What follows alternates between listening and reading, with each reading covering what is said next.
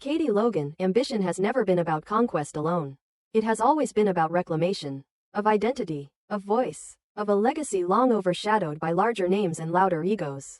With the backing of Bill Spencer, she begins envisioning Logan Fashion House not as a boutique extension of family pride, but as a full-scale contender in an industry ruled for decades by entrenched power.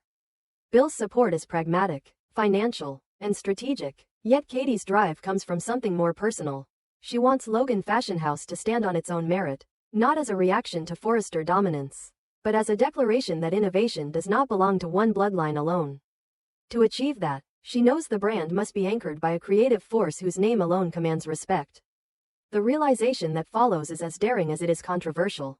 If Logan Fashion House is to compete on equal footing, it must recruit not just talent, but history itself. Katie's thoughts turn inevitably toward Eric Forrester, a man synonymous with couture excellence, whose designs shaped generations of fashion and whose vision defined an empire. Eric's recent withdrawal from the creative forefront, framed publicly as retirement, has never convinced those who understand him. Creativity, for Eric, has never been a profession. It is a necessity, a language through which he understands the world. Katie senses that beneath his calm acceptance of stepping aside lies a restless hunger, a desire to prove that his genius did not expire with age or transition. The invitation, when it comes, is delivered not as provocation but as respect. Katie does not appeal to rivalry or resentment. She speaks to Eric's soul as a designer, acknowledging his legacy while offering him something he has been denied since leaving the helm of Forrester Creations: absolute creative freedom. At Logan Fashion House, there would be no shadows of succession, no internal politics diminishing his authority. There would be only fabric, form, and the challenge of building something bold from the ground up.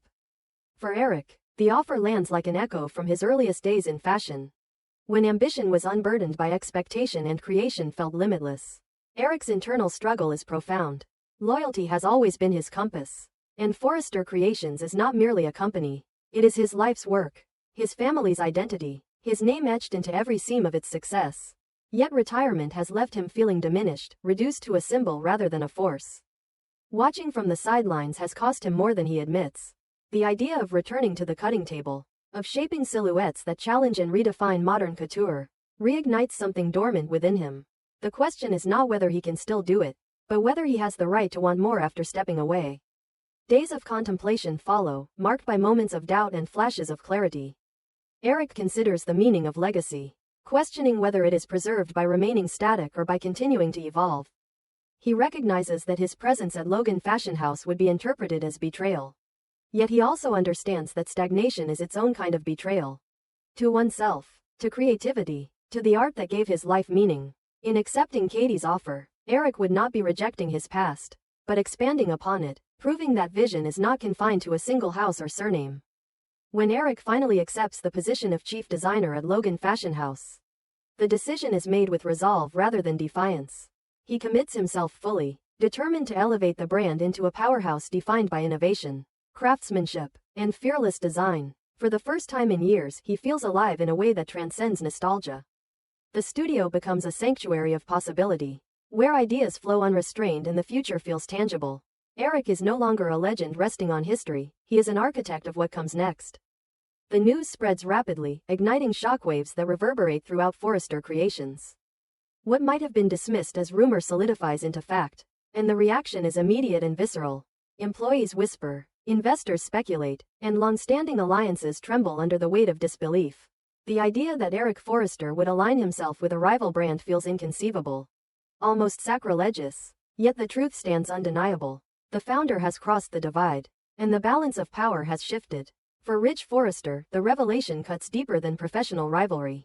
It feels personal, an emotional rupture that challenges everything he believed about loyalty and inheritance. Ridge interprets Eric's decision not as a search for fulfillment, but as a direct confrontation, an implicit judgment on his leadership and creative direction. The sense of betrayal hardens quickly into anger. To Ridge, Forrester Creations is not merely competing with Logan Fashion House. It is defending itself against an internal fracture turned external threat. His father's choice transforms the impending rivalry into a war of legitimacy. Tension escalates as both houses prepare for the inevitable clash. Fashion becomes weaponized, every sketch a statement, every runway an assertion of dominance. Logan Fashion House, energized by Eric's presence, positions itself as the future. Bold, disruptive, unafraid to challenge tradition, Forrester Creations responds with renewed ferocity, determined to prove that legacy cannot be dismantled by defection. The industry watches with anticipation, aware that this competition is about more than garments. It is about authorship, about who has the right to define couture's next era. Within the Forrester family, the divide grows impossible to ignore. Eric's choice forces each member to confront their own values, their understanding of loyalty, and their vision for the future.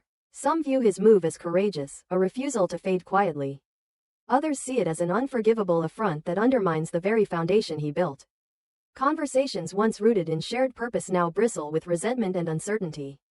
The family, long unified by a common enterprise, finds itself fractured by competing interpretations of legacy. As the first major runway showdown approaches, anticipation thickens into something almost combustible.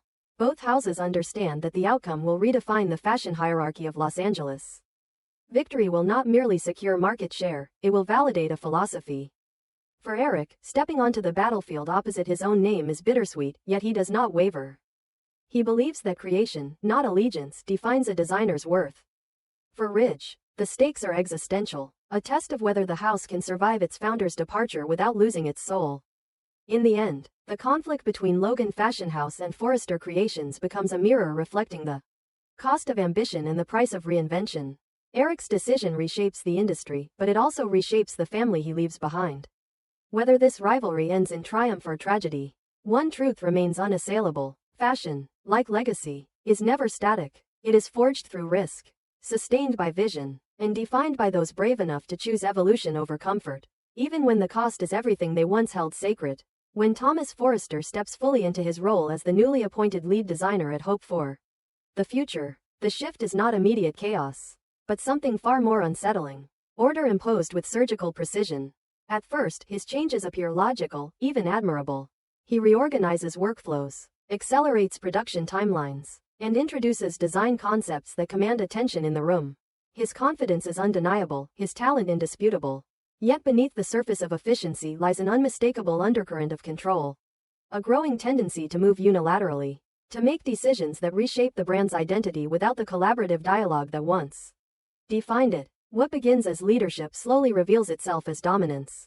For Hope Logan, the transformation is disorienting.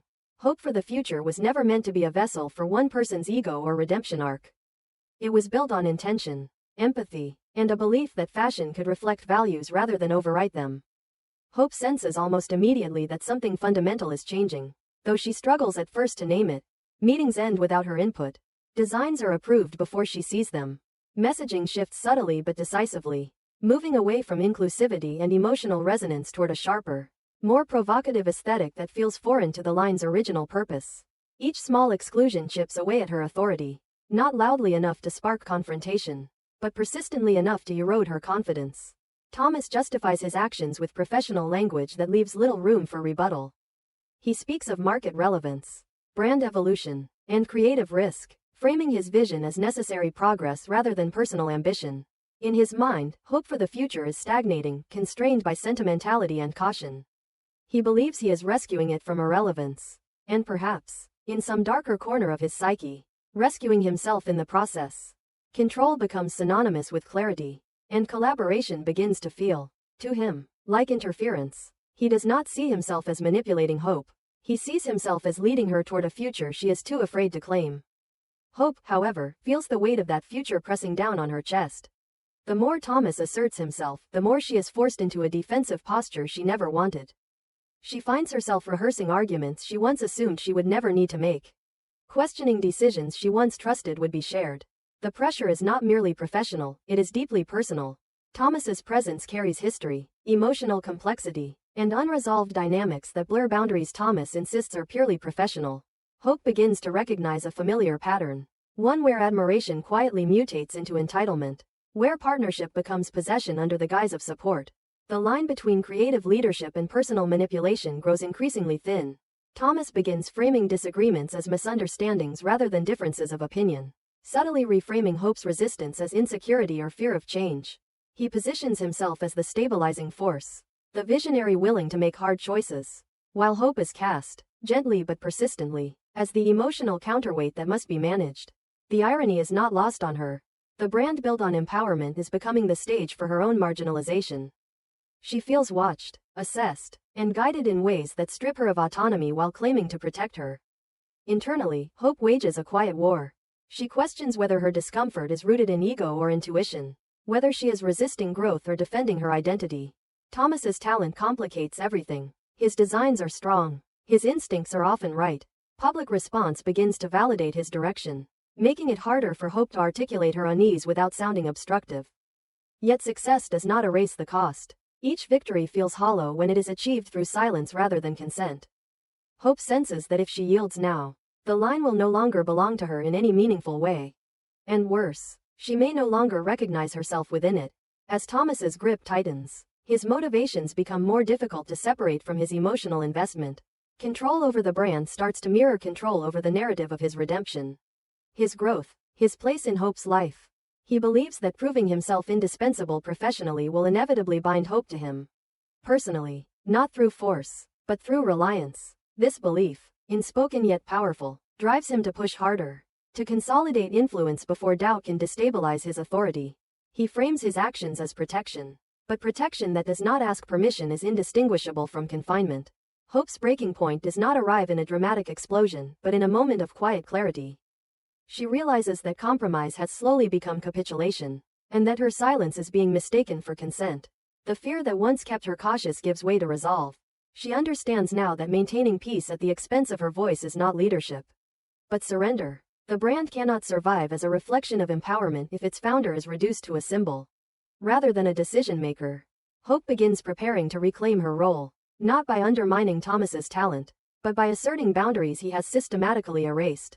The confrontation she envisions is not about winning, but about naming the truth. She plans to challenge the narrative Thomas has constructed, to separate professional collaboration from emotional leverage. She knows the risk is significant. Exposing the imbalance could fracture the team, destabilize the line, and provoke retaliation from a man unaccustomed to being challenged by her. Yet the alternative is worse. Allowing Thomas to continue unchecked would mean accepting a future where her vision exists only at his discretion. As the tension reaches its peak, Hope for the future stands at a crossroads. The line itself becomes a symbol of the conflict it embodies, torn between innovation driven by control and creativity grounded in shared purpose. Thomas and Hope face each other across a widening divide, each convinced they are acting in the brand's best interest, yet driven by vastly different definitions of success. One seeks mastery through dominance, the other through authenticity. One believes control ensures survival, the other that autonomy ensures meaning. In the end, the struggle is not simply about fashion or authority, but about identity. Hope must decide whether she is willing to risk everything she built to protect the values that inspired it. Thomas must confront whether his need to shape the world around him stems from vision or from fear of losing relevance, love, and control. Whatever the outcome, Hope for the future will not emerge unchanged. It will either become a testament to reclaimed agency or a cautionary tale of how ambition, when untethered from consent, can quietly dismantle the very ideals it claims to advance.